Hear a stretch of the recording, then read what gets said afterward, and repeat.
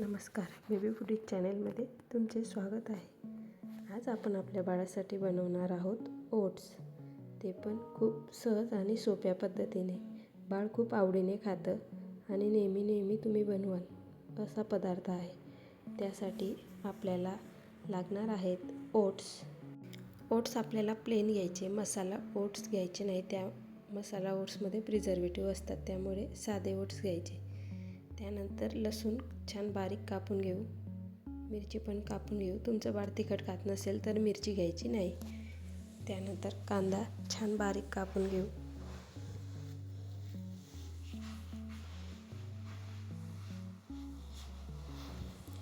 आपण आपल्या बाळाला सर्व खायची सवय लावायला पाहिजे, म्हणजे बाळ खूप आवडीनं खाते आणि बाळाचे वजन पण खूप छान वाढते। नाहीतर मग आणि बाहेरचे पदार्थ पण आपण आपल्या बाळाला द्यायला नाही पाहिजे। बाहेरच्या पदार्थ खाल्ल्यामुळे बाळ घरातील पदार्थ जास्त खात नाही, त्यांना बाहेरचंच आवडतं। टोमॅटो पण अशा प्रकारे छान बारीक कट करून घ्यायचं आहे।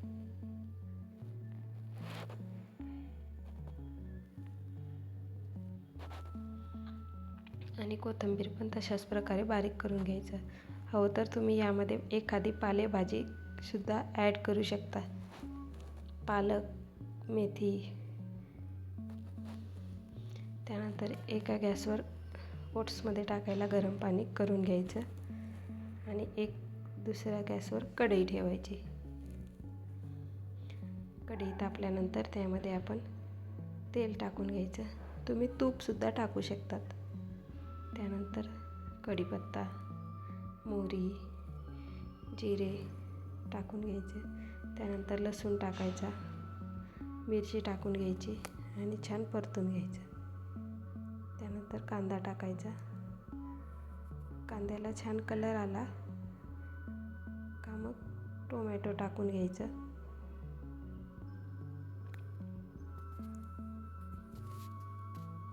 टोमॅटो छान परतल्यानंतर त्यामध्ये टाकायची चिमूटभर हळद, थोडी धना पावडर आणि चवीप्रमाणे मीठ आणि व्यवस्थित छान मिक्स करून घ्यायचं। त्यानंतर त्यामध्ये टाकायचे ओट्स टाकल्यानंतर व्यवस्थित मिक्स करायचं। मिक्स केल्यानंतर त्यामध्ये आता आपण टाकणार आहोत गरम पाणी टाकून घ्यायचं। तुम्हाला जर पातळ करायचे असले तर गरम पाणी थोडं जास्त करायचं आणि जास्त टाकायचं, म्हणजे ओट्स पातळ होतात। आणि 5 ते 7 मिनिट छान उकळी येऊ द्यायची।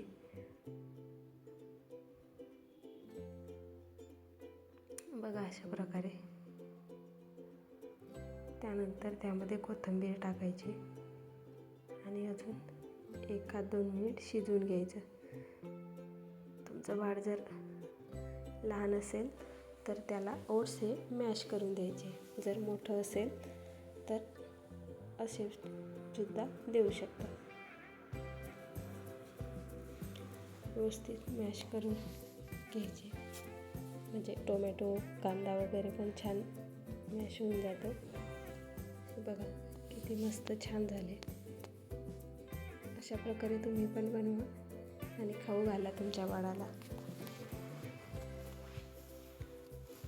अशाच नवीन रेसिपीसाठी चॅनलला सबस्क्राईब करा, व्हिडिओ आवडल्यास लाईक करा। थँक्यू।